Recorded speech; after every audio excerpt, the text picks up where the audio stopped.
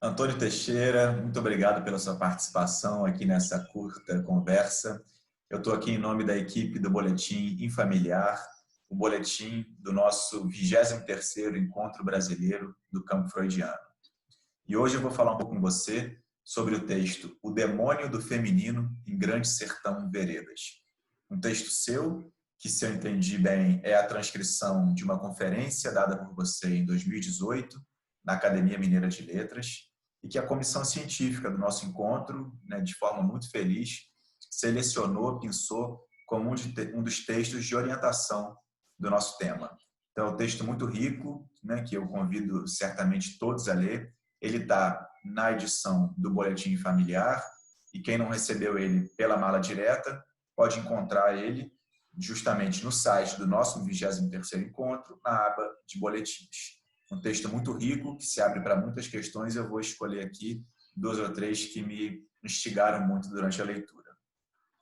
Então, Antônio, numa certa altura do seu texto, você diz o seguinte, tomando aí os personagens do Grande Sertão Veredas, como a base, das suas reflexões. Riobaldo, tomado de pavor, se impressiona com a impassibilidade de Reinaldo. Parênteses, Reinaldo é o nome com o qual Diadorim se apresentou a ele pela primeira vez. Então, Riobaldo se impressiona com a impassibilidade de Reinaldo, que o segura pela mão e lhe diz tranquilamente: carece de ter coragem, carece de ter muita coragem. E, de fato, ao longo de todo o romance, Riobaldo, homem receoso, contraditório, hesitante e reflexivo, encontra em Diadorim a forma feminina do desejo decidido. Então, Antônio, nessa e em outras passagens do texto, você apresenta a coragem como um fenômeno feminino. E eu te pergunto, então, existe uma coragem masculina e uma coragem feminina? O que seria essa coragem feminina? Obrigado, Rodrigo, pela pergunta, pelo convite. Agradeço a todas as pessoas que estão participando da organização desse encontro, pelo convite em poder reagir aqui a essas perguntas. Eu fico muito honrado de saber que o texto dessa conferência foi escolhido para ser divulgado em boletim. E eu vou tentar responder um pouco de improviso que você me interrogou agora. É importante lembrar o contexto dessa cena, É um momento em que Riobaldo é apresentado a Diadorim, a Reinaldo, que se apresenta com esse nome de Reinaldo, e eles estão atravessando o Rio de Janeiro. O Rio de Janeiro não é o estado, é o rio muito grande, muito agitado, e nesse momento eles estão numa canoa desequilibrada. Riobaldo não sabe nadar, está apavorado, e ele olha para Diadorim, Reinaldo, que está completamente tranquilo e impassível. É nessa hora de uma travessia de um rio turbulento que ele é pacificado por esse gesto. E o tema da coragem ele aparece muito ao longo desse romance, e ele aparece justamente em alguma coisa em que eu achei que eu vim colocar no lado feminino, no sentido em que o lado feminino é justamente o lado de suspensão do limite de uma situação regrada. Ou seja, a coragem feminina, ela é feminina no sentido em que a posição feminina ela justamente se coloca fora da situação regrada no universo, nas regras do universo. Nesse sentido, a palavra coragem, ela tem derivação etimológica de coração, ela indica um certo afeto de transbordamento. Ao passo que a coragem masculina, ela é alguma coisa que eu colocaria muito mais no lado da façanha e da proeza, ou seja, no lado de fazer alguma coisa que gera uma admiração no interior de uma situação regrada, dentro de um limite. Por isso que a gente fala vulgarmente se coragem no feminino vem de coração, no masculino vem de culhão, vem de essa ideia de having ball, né? de uma espécie de ostentação da virilidade. E a gente sabe justamente que quando a pessoa ostenta muito, é porque alguma coisa se coloca como problema. Uma coisa um pouco anedótica, né? O sujeito que tem um carrão muito imponente, a gente sabe que a ostentação viril da coragem, ela tem muito de uma certa denegação da castração. Uhum. Senão ela não se manifestaria tanto nesse nível da façanha e da proeza. Ao passo que a coragem no feminino, ela não passa pela ideia da proeza. Se a gente pegar Édipo antigo, né? A coragem de Édipo de afrontar a esfinge, ela é uma façanha, ela é uma proeza. Ele chega numa situação em que aquele que, no universo discursivo em que ele se encontra, aquele que decifrasse a esfinge seria o rei de Tebas e esposaria Jocasta. Então ele produz uma façanha colocada no nível do que um universo discursivo autoriza. Ao passo que, se a gente pegar a Antígona, o que ela faz ao enterrar o irmão, Polinices, não é colocado no nível de uma façanha. É muito mais colocado mais próximo de alguma coisa desqualificada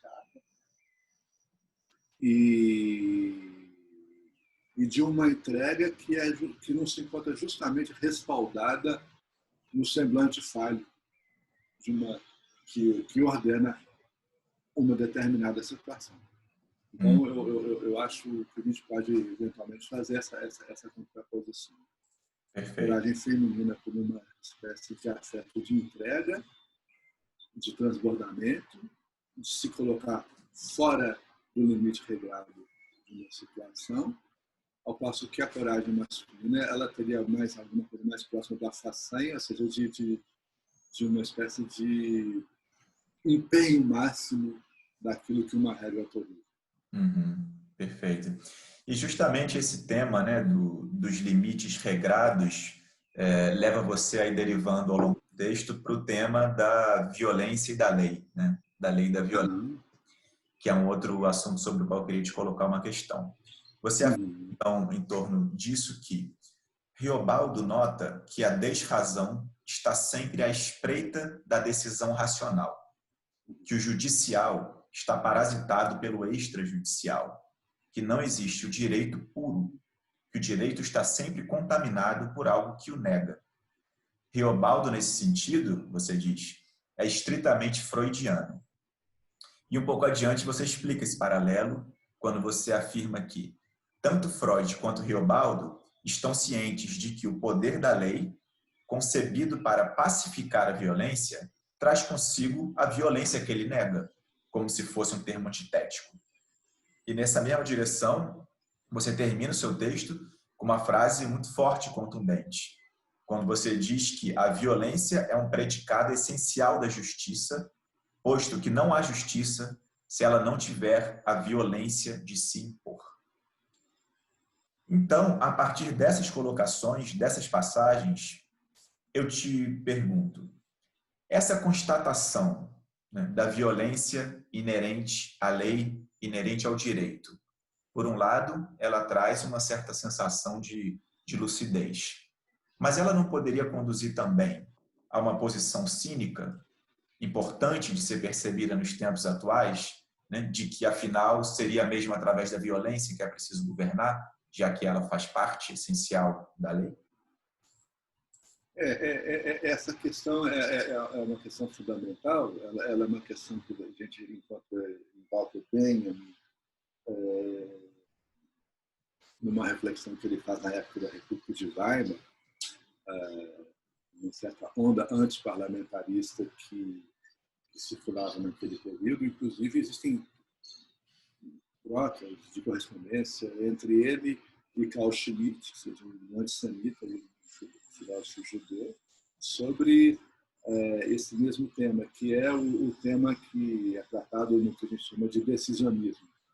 Ou seja, você teria um ponto da justiça, que é a justiça colocada nessa caixa negrada, a aplicação da regra ao caso, justiça de pequenos casos, a justiça que está, de certa maneira, colocada numa espécie de automatismo mecânico do seu funcionamento.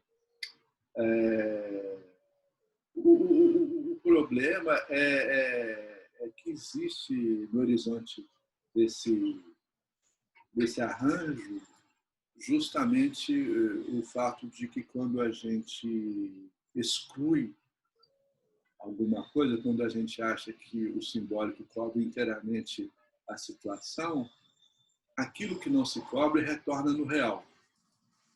Jacques Lemaitre escreve um texto, que na verdade é uma conferência dele sobre Carl Schmitt, que é muito contundente, muito ilustrativa a esse respeito, em que ele fala que é muito importante a gente não ficar só no regime do para todos. Sabe? O Estado reduzido à pura função administrativa, o Estado que só seria uma espécie de lugar de gestão. Porque o que ele coloca no horizonte disso é que esse ponto de decisão que é um ponto de violência fundante, quando ele não tem lugar, o que acontece é que ele retorna no real justamente na forma do tirano. Na forma do tirano, no que ele tem de mais decrépito, né? Seja o que a gente encontrou no final da República de Weimar, seja o que a gente encontrou no Brasil a partir de 2018, ou seja, havia uma espécie de uma experiência de que há um sistema dado que funciona automaticamente, entra governante, sai, ele continua do mesmo modo, tudo que um governante pode fazer é administrar aquilo, não existe uma decisão que possa alterar esse mecanismo de funcionamento. E o que acontece no horizonte disso é as pessoas se encantarem por alguém que se diz fora do sistema. Alguém que se diz que ser contra tudo isso que está aí. E não em nome de uma justiça, não em nome de uma fundação da justiça, mas em nome de uma pura arbitrariedade. Então, não se trata de dizer que a força é um predicado essencial da lei para corroborar o que seria a pura arbitrariedade. Nesse sentido, eu acho que existe uma diferença a ser colocada nesse ponto. Se é necessário um ponto de decisão, se é necessário esse silêncio fundante da justiça para que ela realmente seja eficaz, para ela não seja só uma abstração discursiva, é necessário sair do discurso para instaurar essa decisão. No momento em que isso não se dá, o que a gente viu é uma violência puramente arbitrária, a violência que está transformando a polícia militar numa polícia política. É a violência do Joker, a violência da fake news, que a gente chama hoje, né, de gaslight, né, de uma espécie de... Se antes a gente tentava trabalhar no nível da deliberação discursiva, hoje a gente vê uma suspensão de toda a deliberação. Uma pura arbitrariedade calcada num poder que não é um poder orientado por um ideal de justiça. Excelente. Bom, Antônio Teixeira, muito obrigado por essas respostas. Elas mostram realmente o poder que o seu texto tem, né, de se abrir e de se atualizar em muitas das questões que interessam ao nosso encontro. Convido todos a ele e te agradeço muito por essa conversa.